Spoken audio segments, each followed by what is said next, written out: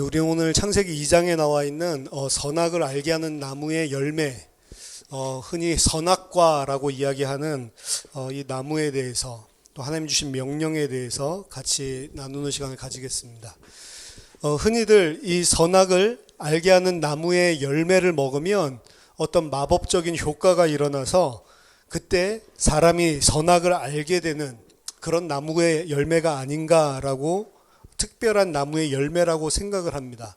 하지만 오늘 하나님께서 주신 말씀이 그냥 말씀하셨다라고 되어 있지 않고, 분명하게 하나님께서 명하여 이르시되, 명령하셨다, 짜바라고 하는 명령어를 사용하고 있죠.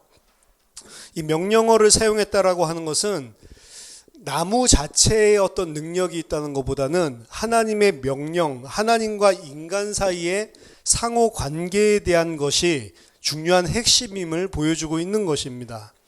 즉, 선악을 알게 하는 나무의 실과를 먹지 말라라고 하나님께서 말씀하셨을 때, 그 선악과의 나무의 열매를 먹어서 어떤 마법적인 효과가 발효돼서 선악을 몰랐던 사람이 선악을 알게 되는 것이 아니고, 하나님의 명령 자체가 더 핵심이고 포커스란 말이에요. 그 말은 뭐냐면, 인간은 창세기 1장에서 하나님과 방불한 존재, 거의 하나님과 같은 존재, 하나님을 대리해서 모든 만물을 통치하고 자기 자신의 스스로 지정의, 인격을 가지고 생각하고 판단하고 행동할 수 있는 의지를 가지고 있는 그런 존재로 하나님께서 만드셔서 하나님과 방불한 자로 거의 하나님 노릇하도록 만물에 대하여 만물의 통치자로 하나님께서 세우셨단 말이에요. 하지만 하나님에 대해서는 그 인간마저도, 그 왕같은 하나님과 거의 방불한 존재인 인간은 하나님 앞에서만큼은 명령을 받고 순종해야 되는 존재라고 하는 것입니다.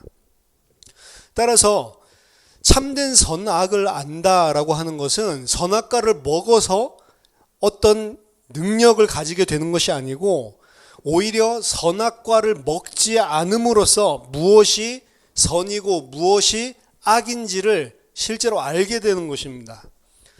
따라서 선악과 나무 자체의 어떤 효능이 아닌 하나님의 명령에 순종할 때에 그 사람을 하나님이 어떻게 인정하시냐면, 이 사람이 선악을 정말로 아는 자다라는 거예요. 선악과를 먹지 말라라고 하는 명령에 순종한다면, 왜 순종하죠? 이 사람이 선악을 알기 때문에. 따라서 사람이 선악을 정말로 안다면, 여기서 말하는 선악의 기준은 인간 자신이 만들어낸 그 기준 말고 하나님이 주신 선악의 기준, 하나님이 주신 선악의 기준은 뭐냐? 하나님은 창조주고 모든 인간을 포함한 모든 것들은 다 피조물이기 때문에 하나님의 명령 아래, 하나님의 질서 아래 있어야만 된다는 거예요. 그것을 아는 것이 참된 선악이라고요.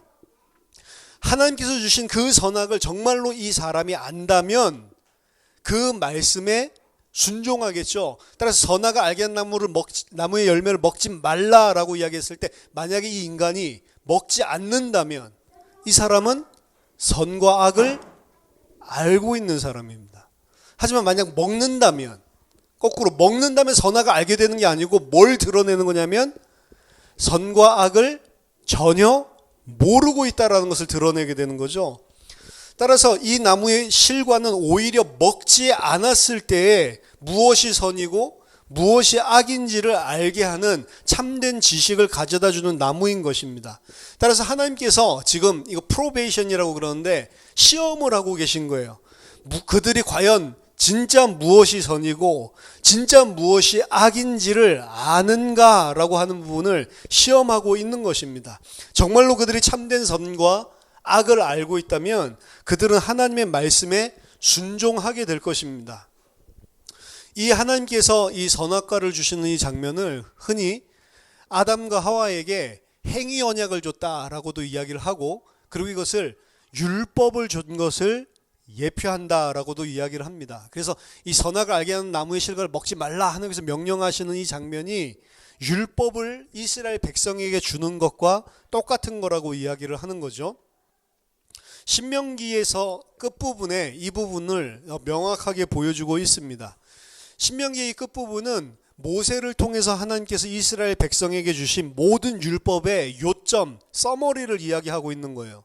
그 가운데 신명기 30장 15절 16절을 보면 보라 내가 오늘날 생명과 복과 사망과 화를 네 앞에 두었나니 곧 내가 오늘날 너를 명하여 내 하나님 여호와를 사랑하고 그 모든 길로 행하며 그 명령과 규례와 법도를 지키라 하는 것이라. 명령과 규례와 법도, 하나님께 주신 율법을 이스라엘 백성 앞에 펼쳐놓으면서 이야기하면서 모세가 뭐라고 이야기하냐면 오늘 내가 생명과 복과 사망과 화를 너의 앞에 두었다. 하나님이 선악과를 주시면서 무엇이 선이고 무엇이 악인지 이야기하면서 생명과 그리고 죽음에 대한 부분을 그들 앞에 선택할 수 있도록 놔둔 것처럼 모세가 이스라엘 백성에게 하나님의 율례와 법도를 설명하고 나서 자 내가 이제 너희들 앞에 생명과 복 그리고 화와 죽음 저주 이 두 가지를 너희 앞에 두었다. 너희들이 그것을 선택해라 라고 이야기를 하는 거죠. 하나님이 모세를 통해서 주신 이 모든 명령에 순종한다면 생명과 복을 받게 될 것이고 만약 불순종한다면 죽음과 재앙, 화를 불러일으키게 된다라고 이야기를 하고 있습니다. 따라서 신명기의 이 마지막 부분, 율법을 주면서 이스라엘 백성에게 말했었던 부분이 오늘 아담에게도 동일하게 적용이 되는 거죠. 따라서 창세기 2장 3장은 신명기적인 포커스를 가지고 있다라고 이야기를 합니다. 신명기 이 본문은 바로 창세기 2장의 시험나무, 이 지금 하나님께서 시험하시는 부분을 똑같이 이스라엘 백성에게 보여주고 있는 거예요. 지난주에 말씀드렸지만 이 아담은 그 이스라엘 이야기로, 아담 이야기가 아니고 이스라엘 이야기로 이스라엘 백성이 요 토라를 읽으면서 깨닫는다라고 이야기를 했죠. 이러한 신명기적인 배경이 선과 악을 알게 하는 나무, 그 나무가 바로 이들이 참된 선과 악을 아는지 아니면 모르고 있는지 이 부분에 대해서 시험을 하는 것입니다. 따라서 아담과 하와가 선과 악을 몰랐냐, 혹은 뱀이 말한 것처럼 선악과를 따먹고 나서 그들이 눈이 밝아지고 선악을 알게 되고 하나님과 같이 되었냐라고 하는 것을 볼 때 그들은 선악을 알게 하는 나무의 열매를 먹었기 때문에 선악을 아는 것이 아니고 이미 창세기 2장에서 하나님께서 주신 명령, 말씀을 따라서 그들은 무엇이 선이고 무엇이 악인지를 이미 알았다는 것입니다. 선악과를 먹기 전에 그들은 이미 선과 악이 무엇인지를 알았어요. 선악과를 먹는다면 그들은 어떻게 바뀌냐? 선과 악을 모르는 자가 오히려 거꾸로 돼버리는 거예요. 그래서 선악과를 먹지 않았을 때 그들은 참된 선이 무엇이고 악이 무엇인지를 알게 되는 것이고, 선악과를 먹는 순간 그들은 선과 악을 구분하지 못하게 돼요. 하나님이 주신 선과 악으로 이제 구분하는 게 아니고 누가 세운 선과 악으로 구분해요? 내가 생각하는 선과 악으로 구분하게 되는 거죠. 그래서 하나님의 선악에 대해서는, 하나님이 주시는 기준에 대해서는 완전히 무진몽매하게, 오히려 우매하게 바뀌는 겁니다. 따라서 아담과 하와가 선악과를 따먹고 나서 하나님 앞에 대화를 할 때 보면 그들이 하나님 앞에 죄를 지었다는 사실을 전혀 인지하지 못하고 있는 부분을 발견하게 됩니다. 창세기 3장 할 때 더 자세히 말씀드리겠지만 오히려 선악과를 먹음으로 자기 자신들이 하나님 앞에 죄를 지었다라고 하는 사실을 완전히 새하얗게 까먹어버려요. 오히려 자기 자신을 잘했다라고 하나님 앞에 주장하는 존재로 바뀌어버립니다. 따라서 선악을 알게 하는 나무의 열매는 그 자체의 효력이 있다는 것보다 순종할 때에 참된 선악을 아는 것이고, 불순종한다면 하나님 주신 선악을 전혀 모르는 자라는 걸로 드러나게 하는, 따라서 구약의 신명기적인 관점에서 본다면 율법을 가지고 있다라고 이야기하는 것은 하나님이 주신 선과 악의 기준을 가지고 있다라고 하는 것입니다. 토라를 가지고 있다면 그 사람은 하나님의 말씀과 기준에 의해서 무엇이 선이고 무엇이 악인지에 대한 지식이 주어졌다라고 하는 거죠.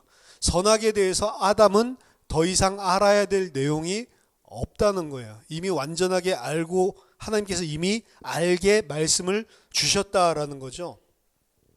사실 그는 선악을 알게 하는 나무의 열매를 먹고 나서 오히려 무엇이 선이고 악인지 잘 모르는 상태로 변질되게 됩니다. 창세기 3장 22절이 이때 이제 가장 문제가 되는데, 여호와 하나님이 이르시되 보라 이 사람이 선악을 아는 일에 우리 중 하나같이 되었으니 그가 그의 손을 들어 생명나무 열매도 따먹고 영생할까 하노라 하시고, 여기 보면 하나님이 분명히 말씀하시죠.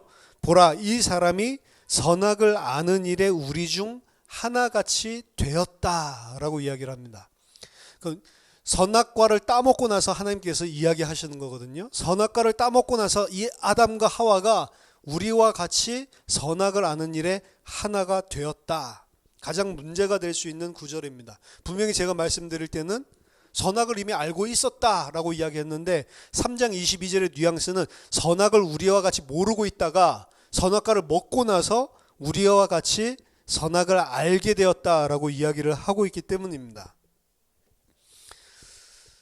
만약에 지금 우리 중에 하나같이 되었으니라고 하는 단어는 하야라고 하는 단어고요. 하야라고 하는 동사는 두 가지로 해석이 돼요. 비동사로 무엇이다라고 해석되기도 하고 become 무엇이 되었다라고도 해석이 되기도 합니다.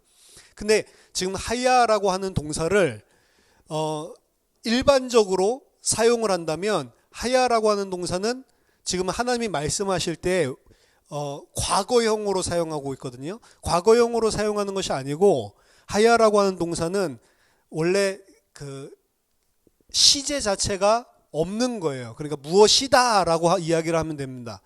그렇기 때문에 만약에 하나님이 진짜로 이 부분을 올바르게 표현하려면 과거 완전 완료형을 쓰는 것이 아니고 미완료형이라고 imperfect라고 하는 그 시제를 쓰는 게 맞는 거예요. 그래서 만약에 하나님께서 아담이 우리와 같이 되었다라고 해석을 해놨지만 우리와 같이 되었다라고 하는 게 아니고 그들이 우리 중에 하나가 하나이니 시제가 없단 말이에요. 그들은 선악을 아는 일에 우리와 똑같이 하나이니 이런 식으로 해석이 된단 말이에요. 원래는. 그런데 그렇게 표현하려고 하면은 과거형을 쓰는 것이 아니고 완료형을 쓰는 것이 아니고 미완료형을 써야지 문법적으로 더 맞단 말이죠.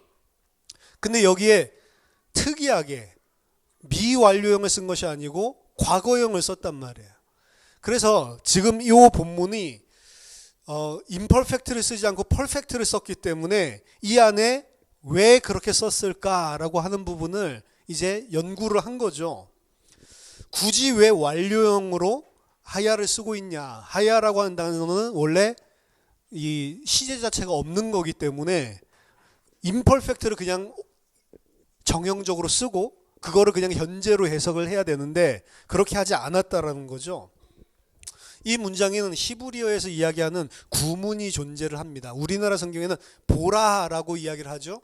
보라라고 해석한 그 단어가 헨이라고 하는 거고요. 보라라고 하는 단어 다음에 22절에 그가 선악을 아는 일에 우리 중 하나같이 되었으니 그 다음에 안 나와 있어요. 우리나라 성경에는. 근데 그 다음에 뭐가 나오면 now, then now라고 하는 게 나와요. 그러면 이제 그가 손을 들어서 먹을까? 뭐 이런 식으로 연결이 되는 건데 해석이 안 돼 있는 게 나옵니다. 근데 해석이 왜 안 돼 있냐면 해석이 안 될 수밖에 없어요. 왜냐하면 그 구문을 쓰면 뒤에 문장이 거기에 해당되는 문장이 따라 나와야 되는데 문장이 없어요.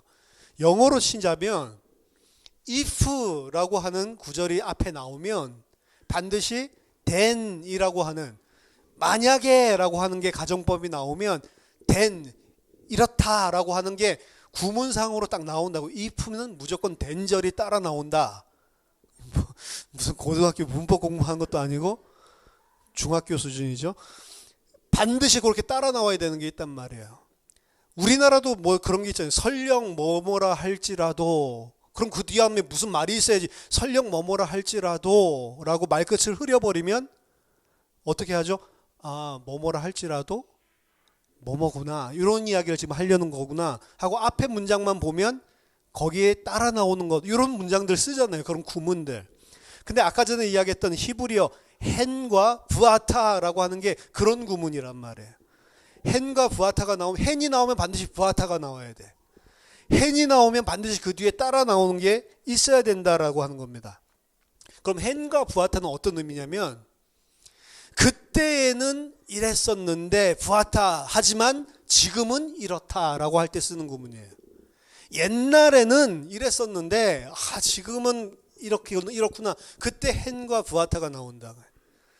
그럼 헨의 지금, 그때에는, 과거에는 어땠었는데 라는 부분에 뭐가 나오는 거냐면, 과거에는, 옛날에는 그들이 우리 중 하나와 같이 선악을 아는 일에 하나였었는데, 그러니까 이 과거를 강조하기 위해서 아까 하야를 완료형으로 쓰고 있다는 거죠. 일반적인 미완료형으로 쓰지 않고 완료형으로 쓴다는 거죠. 그때는 저들이 우리 중 하나와 같이 선악을 아는 일에 우리 중에 하나와 같았었는데, 부아타, 하지만 지금은, 그러고 아무 말이 안 나와 있는 거예요. 그러니까 이게 부아타를 해석을 못하는 거죠. 그게 분명히 구절이면 따라서 그 뒤에가 연결이 돼야 되는데 연결되는 게 안 따라 나오는 거예요. 근데 히브리어에는 우리나라 지금 말이나 영어처럼 점점점 이런 게 없어요. 점점점이 있었으면 썼을 것 같은데 점점점이 없어. 그래서 이 부분을 어떻게 해석을 하냐면, 아담과 하와가 이전에는, 그때에는 선악을 아는 일에 우리 성삼위 하나님과 같이 하나였었는데 지금은 점점점, 그렇게 하고 무슨 이야기를 해요? 이 상태에서, 지금 이 상태에서 그들이 영생하는 나무의 열매를 먹을까 염려하노라. 이 상태는 어떤 상태죠? 하나님과 깨어진 상태, 하나님과의 관계가, 생명적인 관계가 끊어진 상태, 이 상태에서 영생할까 하노라. 그럼 이 생명나무를 먹지 못하도록 그 접근 통로를 차단한 것은 하나님의 은혜죠. 이 상태에서 영원히 살 수 있는, 죽음을 맞지 않고 대속할 수 있는 기회도 없이 영원히 이 상태에서 살 수 있도록 생명나무를 먹으면 안 되기 때문에 오히려 그들을 살리기 위해서 생명나무를 못 먹도록 끊는 장면, 그 안에서도 하나님의 은혜가 나타나는 것입니다. 이게 창세기 1장이랑 사실은 연결이 되면 훨씬 더 자연스러운 해석이 되는 거예요. 왜냐하면 창세기 1장에 분명히 사람을 하나님의 형상으로, 하나님과 방불한 자로 만들었다라고 이야기하고 있었습니다. 이미 그들은 하나님과 같은 존재였고 하나님의 형상이었어요. 따라서 그들이 우리들 중에 하나와 똑같이 원래는 선악을 알았는데 지금 뭔가 문제가 생겼다라고 보는 게 훨씬 더 문맥상, 전체 컨텍스트상 자연스럽다는 거죠. 다윗에 관한 텍스트에서 선악을 안다라고 하는 본문이 쓰인 게 있습니다. 그게 뭐냐면, 왕은 천사와 같이 선과 악을 아십니다라고 이렇게 이야기하는 게 있거든요. 즉 다윗을 어떻게 보냐면 아담의 시절로 돌아가 있는 상태. 이거는 이제 다윗은 개인 다윗을 이야기하는 게 아니고 장차 오실 메시아를 이야기하고 있는 겁니다. 그림자로. 그 다윗을 이야기할 때 뭐라고 이야기하냐면 선과 악을 천사와 같이 아는 자라고 이야기를 하는 거예요. 그건 뭐냐면 창세기 1장 2장에 있는 아담의 상태, 그 상태를 이야기하는 겁니다. 신적인 존재, 거의 신에 준하는 그 상태에 있는 선과 악을 알고 있는 상태로 다윗을 표현을 하고 있단 말이에요. 왕이라고 하는 경우는 이스라엘에서 거의 하나님과 비슷한 하나님의 아들로서 이야기를 하고 있고 이스라엘 전체를 대표하는 자로 이야기를 하고 있습니다. 오늘 본문에서도 하나님께서 누구에게 명령을 하시냐면 아담에게만 명령하시죠. 그때 여자는 아예 있지도 않았죠. 그래서 명령형 자체가 2인칭 남성 단수로 되어 있단 말이에요. 아담에게 명령하지만 나중에 하와가 뱀이랑 이야기를 할 때 보면 하나님이 우리에게 이렇게 말씀하셨다라고 이 모든 것들을 다 우리로 바꿔서 이야기해요. 아담에게만 이야기를 했는데 너는 근데 왜 아담에게 준 거를 우리에게 이렇게 하나님이 말씀하셨다라고 이야기를 하죠? 이것도 이제 대표성의 원리를 보여주고 있는 거예요. 하나님은 인류, 인간이라고 하는 인류 자체의 대표로 아담에게만 명령을 주셨는데 아담에게 준 것이 바로 인류에게 준 것으로 표현을 하고 있는 거란 말이에요. 아담에게만 줬지만 하와에게, 그때 뭐 인류라고 해봤자 2명밖에 없으니까 하와에게 준 것으로 표현을 하고 있다는 거예요. 그리고 그 줬을 때 아담이라고 하는 고유명사를 쓰지 않고 여기도 계속 나오는 게 하아담, 인류, 사람이라고 하는 표현을 계속 쓰고 있단 말이에요. 인류의 대표로 아담이 하나님께 명령을 받는 거죠. 그리고 인류의 대표로 죽는 것들을 이 안에 보여주고 있단 말이에요. 대표성의 원리 왜 보여주고 있다고 그랬죠? 똑같은 원리로 그리스도가 대표성의 원리를 가지고 우리 대신 죽어서 대속할 거를 보여주기 위해서 대표로 세운 거지 무슨 국가대표도 아니고 그 아담이 국가대표다 뭐 이런 이야기를 하려는 게 아니라는 거죠. 왕에게 처음에 있었던 아담에게 처음에게 있었던 그 지혜, 선과 악을 하나님의 말씀, 하나님의 진리를 기준으로 볼 수 있었던 그것이 그 다윗 계열의 왕에게는 회복이 되었다라고 이야기를 하고 있고, 그럼 무슨 회복이 돼요? 왕들이 계속 죄만 짓는데. 그거는 다윗 계열의 왕, 그 사람들을 이야기하는 것이 아니고 다윗의 후손으로 그 계보를 따라서 오실 메시아를 예표하는 것으로 구약에서 그리고 있는 거예요. 그럼 메시아는 어떤 상태냐? 아담과 같이 하나님과의 생명적인 관계가 끊어지지 않은 하나님의 아들이고, 그리고 하나님께 순종함으로 하나님과의 생명적인 관계가 끊어지지 않고 순종함으로 선악이 무엇인지를 온전히 아는 자란 말이에요. 죽을 필요가 없는데 대신해서 대속의 죽음을 하는 거죠. 17절에 보면 선악을 알게 하는 나무의 열매는 먹지 말라. 네가 먹는 날에는 반드시 죽으리라 라고 이야기하죠. 모트 타무시. 타무시라고 하는 것은 이 무트라고 하는 거에 2인칭 남성 그 미완료 시제예요. 무트는 죽다라고 하는 동사인데 그걸 타무트 하면 너, 그리고 2인칭 남성 단수 너는 죽을 것이다 라고 이야기를 하는 거예요. 근데 앞에 모트가 붙었거든요. 무트 원형에서 모트라고 되어 있는데 이 모트라고 하는 거는 히브리어의 infinitive absolute, 그러니까 절대 부정형. 절대 부정형이라고 하는 건 뭐냐면 쓰이는 용례가 두 가지가 있습니다. 어떤 동사를 사용할 때 앞에 절대 부정형이 나오면 확실히 이걸 이야기하는 거예요. 반드시, 정령, 진짜 강조할 때. 만약에 절대 부정형이 동사 뒤에 나오면 그거는 확실히가 아니고 뜻이 계속해서 이렇게 될 거다라는 계속 지속의 상태를 이야기할 때 나옵니다. 오늘은 절대 부정형이 그 동사 앞에 나온 거거든요. 만약 절대 부정형이 없으면 네가 그것을 먹는 날에는 죽을 것이다 이렇게 말하는 건데, 절대 부정형이 앞에 딱 나오니까 어떻게 해석되냐면 반드시 죽을 것이다. 옛날 성경에는 정령 죽을 것이다 라고 이야기가 나오죠.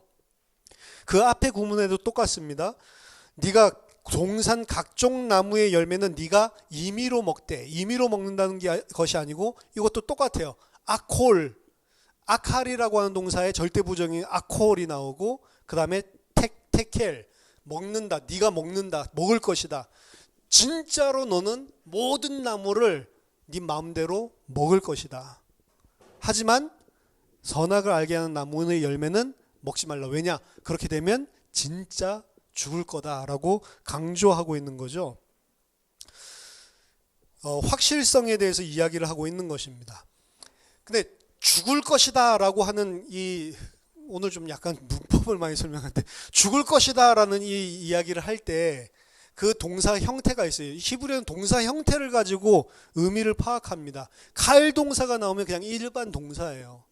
근데 칼 동사 말고 예를 들어서 히필 동사라고 하는 사역 동사입니다. 그걸 그렇게 하게 만들겠다. 뭐 이런 식으로. 똑같은 동사인데 어떻게 동사 형태를 쓰느냐에 따라서 해석이 다르다고요. 그래서 죽이다가 될 수도 있고 죽임을 당하다라고 될 수도 있어요. 죽이다라고 하는 건 능동이죠. 이거는 칼이라고 하고, 죽임을 당하다라고 하는 거는 호팔, 죽임을 당하다. 그리고 진짜 죽이다 뭐 이런 강조형도 있고 여러 가지가 있단 말이에요. 그 중에 오늘 쓰여진 거는 그냥 일반 능동을 나타내는 칼 동사가 쓰였습니다. 너는 죽을 것이다. You shall die. 넌 죽게 될 거야. 이 이야기를 하고 있는데, 이게 호팔 형태로 쓰인 것들이 이 구약 성경에 많이 나와요. 호팔 성태는 호팔이라고 하는 거는 죽을 거야. 너 죽을 거야. 똑같은 말이지만 약간 영어로 다르게 표현하면 you shall be put to death. 너는 죽음 가운데 놓이게 될 거야. 똑같은 의미예요. 의미상으로 너 죽을 거야. 너 죽음 가운데 놓이게 될 거야. 뭐 별 차이가 없잖아요.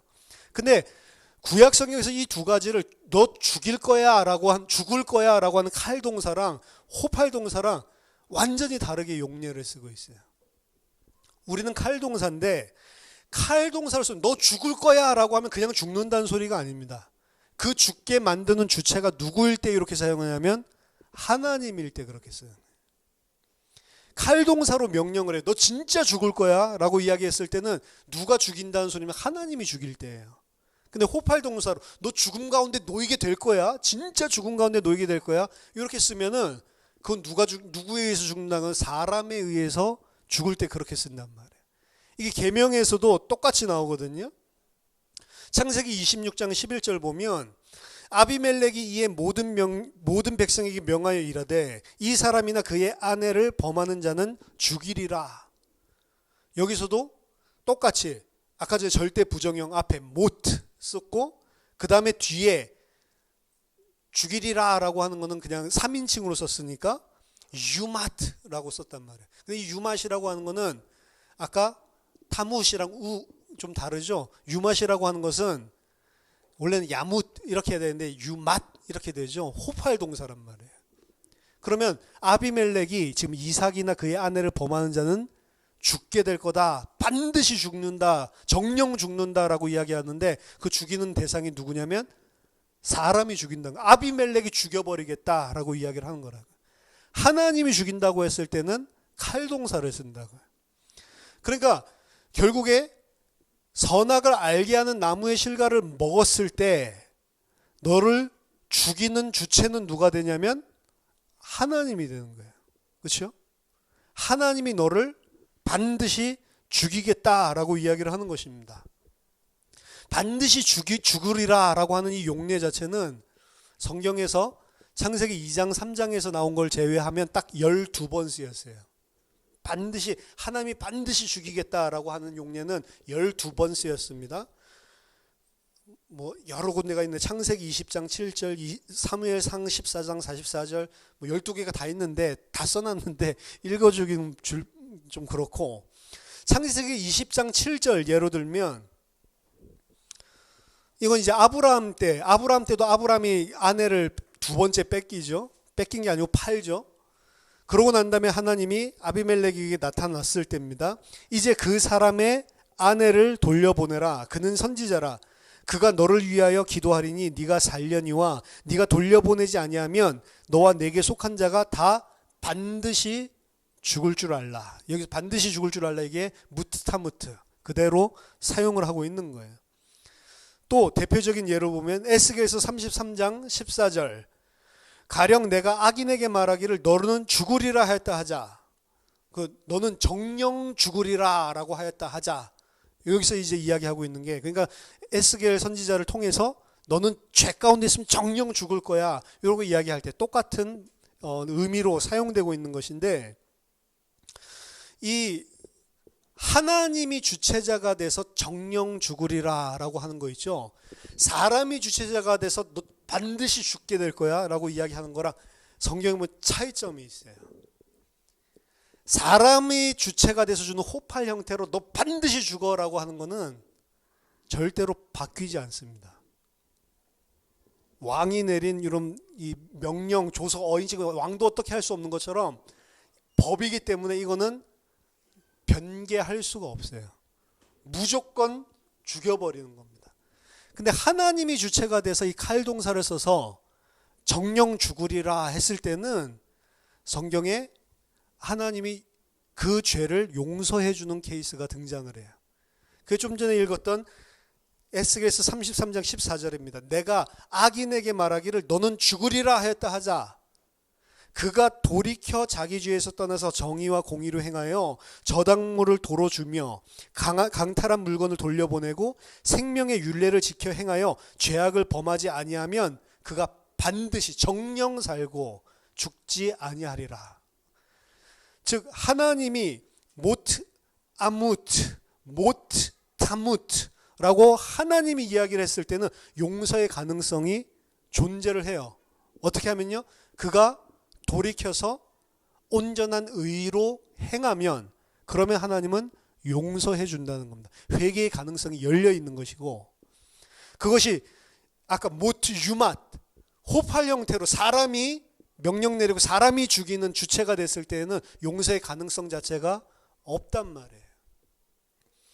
따라서 정령 죽으리라 라고 하는 것은 하나님에 의해서 좌지우지가 되는 건데, 그 하나님이 주신 명령들 안에는 회개하고 온전한 의로 돌이켰을 때에는 살려주고 용서해주는 가능성이 열려 있다는 거예요. 물론 당연히 하나님 말씀이니까 죽겠죠.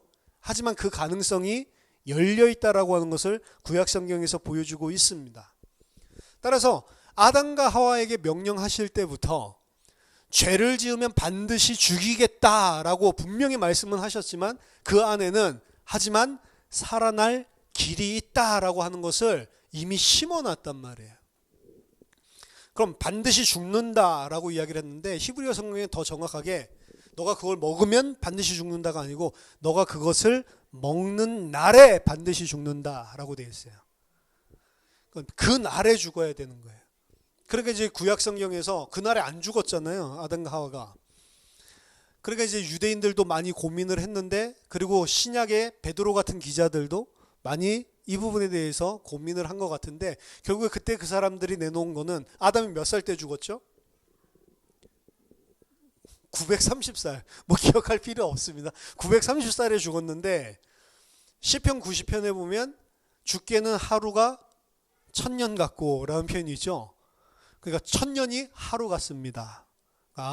하나님의 시간표, 하나님의 영혼의 영역에서 이 1000년을 바라볼 때 하루 같구나. 그래서 1000살을 넘으면 안 되는 거예요. 성경에 1000살 넘은 사람이 없습니다. 그래서 유대인들은 1000살 이게 하루니까 하나님께는, 그러니까 그날에 죽는다라고 하고 하나님은 그날에 죽였다라고 이제 하는데 좀 억지 같죠. 그날에 죽어야 된다라고 이야기를 하는데 많은 사람들은 이 죽음을 육신적인 죽음으로 이해를 하고 있습니다. 뱀은 뭐라고 말하죠? 절대 죽지 않는다. 그렇죠? 부정형 하나를 더 붙여가지고 아까 너는 절대 안 죽는다라고 이야기를 하고 있단 말이에요. 창세기 5장 5절에서 그 죽음을 사용할 때처럼 이 무트라고 하는 동사는 육신적인 죽음을 일반적으로 의미를 하고 있습니다. 그렇다 하더라도 항상 육신적인 죽음만을 의미하냐, 그런 동사는 아니라는 거죠. 구약에서 이 무트 죽는다라는 표현을 할 때는 육신적인 죽음도 있지만 내세의 영원한 죽음, 하나님의 형벌, 하나님과 온전히 단절된 상태에서 받는 영원한 형벌, 내세의 하나님과의 관계가 끊어진 상태를 의미할 때, 내세의 형벌, 지옥, 이 부분을 이야기할 때 무트를 사용하기도 합니다. 따라서 영적인 의미가 그 죽음 가운데 있다는 거죠. 잠언서 12장 28절에 보면 공의로운 길에 생명이 있나니 그 길에는 사망이 없느니라. 더 정확하게 말하면, 더 정확히 해석을 하면 의인의 길에는 생명이 있나니 그의 길, 그 의인의 길에는 사망이 없느니라. 그 의인은 죽지 않는다는 말이냐, 육신적으로. 그 말이 아니고 의인에게 사망이 없다라고 이야기하는 것은, 그리고 생명이 있다라고 하는 건 하나님과의 관계를 이야기하는 거라고요. 내세도 이야기를 할 수 있고 관계를 이야기하는 거라고요. 따라서 의인은 육신적인 죽음을 당하는 것이 아니고 복된 내세를 가지고 있다. 그리고 하나님과의 생명적인 관계가 끊어지지 않는다라는 것을 이야기하는 것이고, 잠언서 23장 13절 14절에도 아이를 훈계하지 아니하려고 하지 말라. 채찍으로 그를 때릴지라도 그가 죽지 아니하리라. 네가 그를 채찍으로 때리면 그의 영혼을 스올에서 구원하리라. 여기서 그를 채찍으로 때린다 할지라도 그가 죽지 않는다라고 하는 거랑, 그리고 그를 스올에서, 지옥에서 구원한다라고 하는 것을 병행구로 쓰고 있죠. 히브리어 시는 병행구로 돼 있는데, 즉 그가 죽지 않는다라는 건 육신적인 죽음을 이야기하는 게 아니고 지옥에 떨어지고 스올로 떨어지는 것을 죽는다, 무트라고 이야기를 하고 있단 말이에요. 따라서 영적인 내세와 그리고 영적으로 하나님과의 관계에서의 죽음을 구약에서부터 이야기하고 있습니다. 에베소서 2장 1절에서도 너희 죄와 허물로 죽었던 너희를 살리셨다라고 할 때도 육신적으로 죽은 상태가 아니고 영적으로 죽은 상태죠. 하나님과 관계가 단절되어 있는 상태. 따라서 지금 네가 그것을 먹는 날에는 정령 죽으리라 라고 이야기하는 것은 육신적인 죽음을 이야기하는 것이 아니고, 하나님이 누구냐면 생명을 주는 자로 창세기 1장에서부터 묘사를 하고 있단 말이에요. 그 어떤 것도 스스로 생명을 가질 수 없는데 생명을 줄 수 있는 자는 유일하게 하나님인데, 그 하나님과의 생명적인 관계가 끊어진 상태, 그 영적인 죽음, 에베소서 2장 1절에서 말하는 그 죽음을 무트라는 게 구약에서도 같은 의미로 사용을 하고 있다고요. 따라서 아담이 그것을 먹는 날에 안 죽었잖아요, 육신적으로. 그래서 비평학자들은 뭐라고 이야기하냐면 뱀이 해방자라고 이야기를 하는 거예요. 그리고 선악을 알게 되는 것이 그게 타락하는 게 아니고, 이 죄 때문에 타락하는 게 아니고 maturation, 성숙하는 거다라고 이야기를 하는 거예요. 그 뱀을 찬양하는 겁니다. 뱀이 인간을 인간답게 선악을 알 수 있는 자로 미개한 상태에서 성숙시켰다는 거예요. 그런 식으로 해석을 한다고. 그게 아닙니다. 아담과 하와는 그것을 먹는 날에 죽었단 말이에요. 뱀은 죽지 않는다라고 이야기했지만 성경에서는 죽었다라고 이야기하는 거예요. 뭐가 죽어요? 하나님과의 생명적인 관계가 끊어진 상태가 되었다라는 걸 이야기를 하는 거라고요. 네가 그것을 먹는 날에는 육신적인 죽음, 육신적인 생명, 그거 이야기하는 게 아니고 참된 진리의 생명에서 끊어진 상태, 죽은 상태, 그 상태가 된다라고 이야기를 하고 있는 것입니다. 창세기 2장에서 하나님께서 이 모든 명령들을 주시고, 창세기 2장에서 보여주고 있는 것은 사실은 한 가지, 그리고 이게 성경 전체에서 이야기하고 있는 이야기의 핵심입니다. 인간은 하나님과 같은 존재지만 하나님의 명령을 순종해야만 그 생명에서 끊어지지 않는다. 인간이 만약 하나님과 끊어지면, 그 생명이 끊어지면 인간은 아무것도 아닌 존재다. 흙으로 돌아가는 거죠. 다시 먼지가 되는 거죠. 그래서 죄를 지었을 때 하나님이 너는 흙이니 흙으로 돌아갈지니라 라고 이야기를 하죠.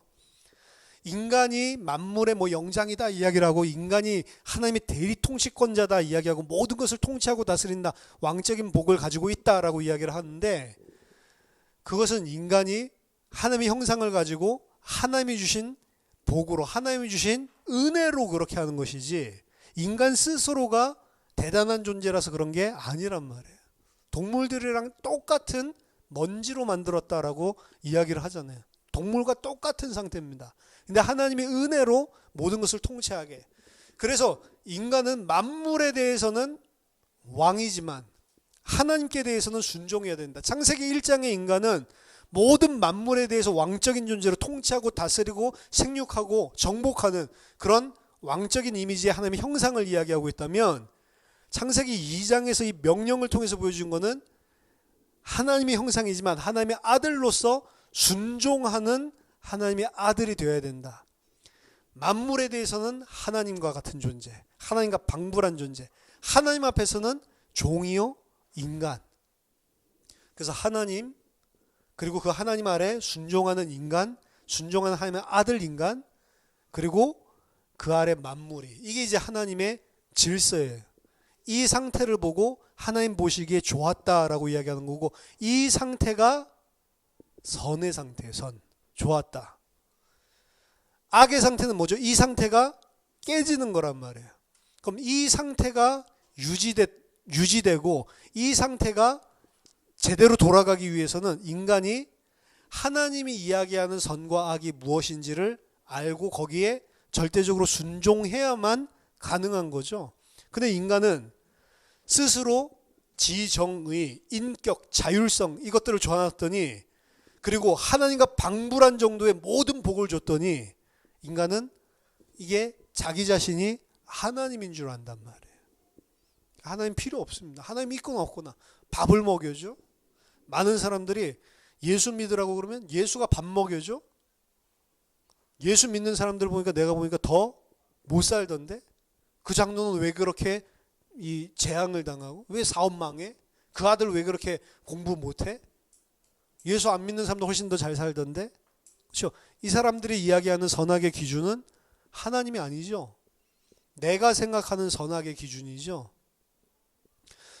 선악을 모르는 상태란 말이에요. 그 상태가.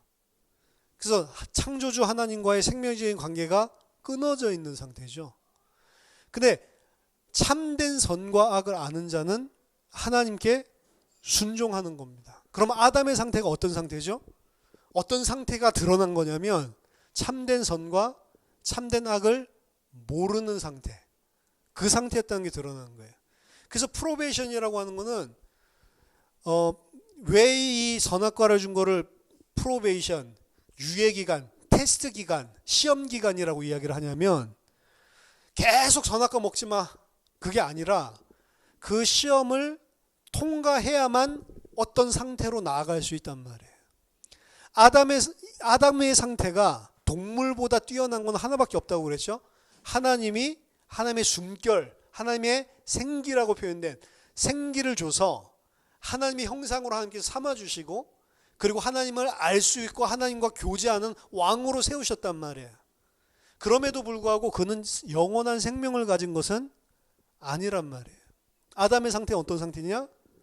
죄를 지어서 그 영원한 생명에서 떨어질 수도 있고 죄를 안 지음으로 그 생명을 소유할 수도 있고 두 가지 상태란 말이에요. 아담은 아직 영원한 생명을 소유하지 못한 상태였습니다. 우리로 친다면 구원받지 못한 상태나 짐배 다름없단 말이에요. 환경이 좋은 것 같지만 똑같단 말이에요. 어떻게 해야지 아담이 생명을 얻을 수 있냐? 순종해야만.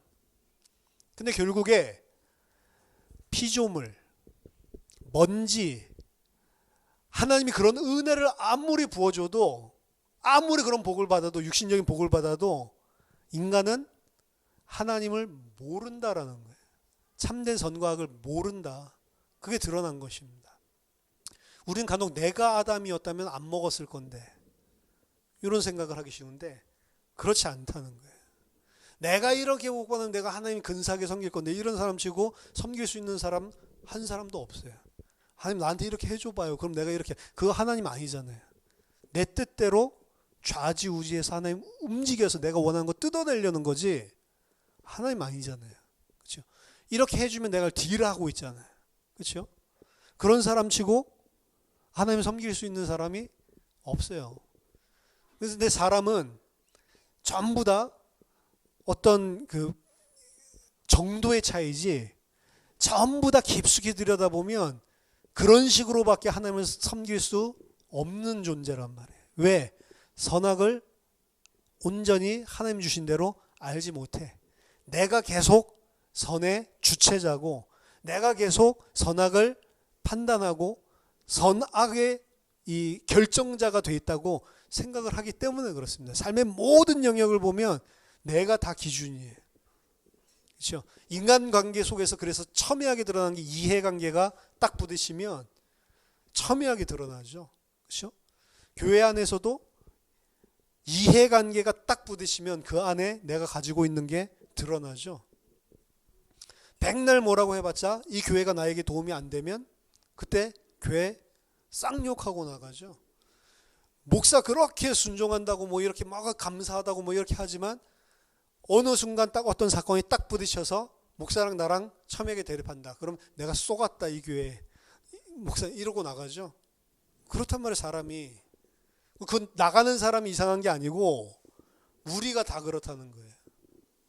뭐예요? 내가 다 기준이 되어 있다니까. 내 생각에 좋으면 선, 내 생각에 악하면 악. 그렇죠?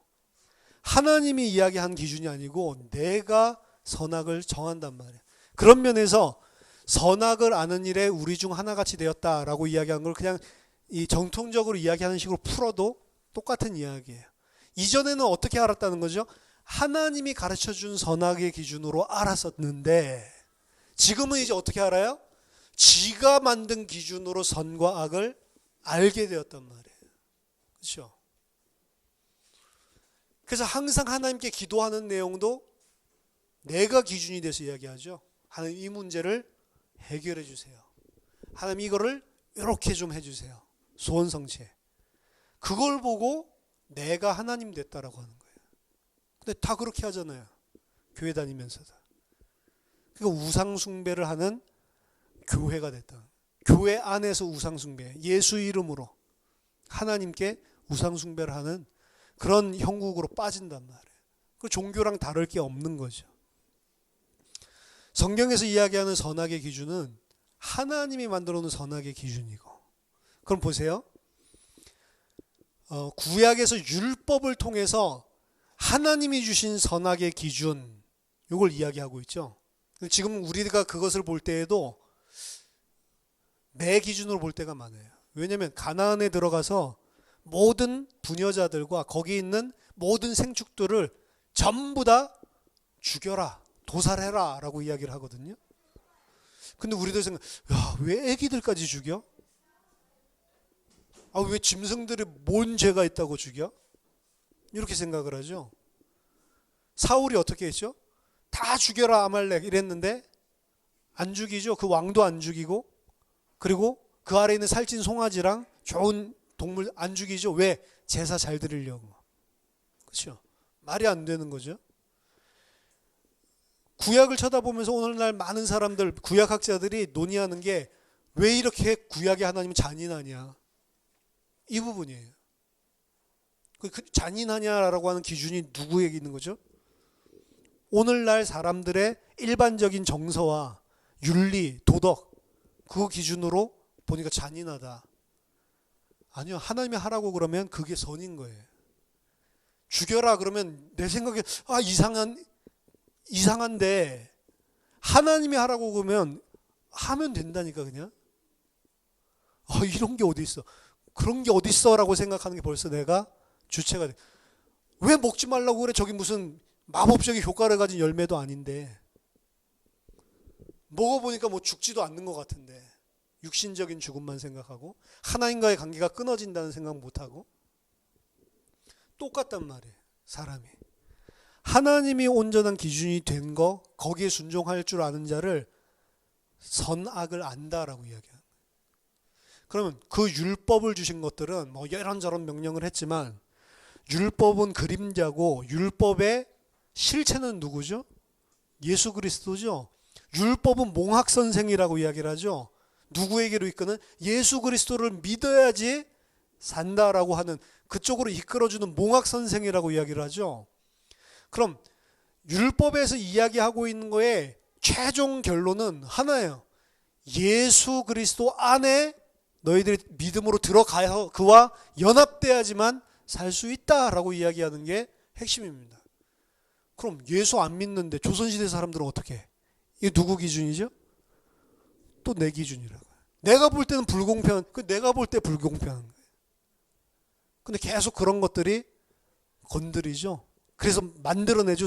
그때 사람들은 다른 기준으로 하나님이 구원해 줄 거야. 그때 사람들은 양심 도덕을 줬으니까 양심적으로 도덕적으로 산 이순신 장군 같은 사람은 하나님이 용서해 줄 거야. 그 우리 입장이고, 일본 입장에서 보세요. 우리 아버지 다 때려 죽인 놈인데 양심적이고 도덕적이에요. 그러니까 우리의 기준으로 계속 생각을 하는 거죠. 예수 그리스도 안에만 생명이 있고 그분 안에 믿음으로 하나님의 은혜로 연합될 때에만 생명이 있다. 그래야 정령 산다.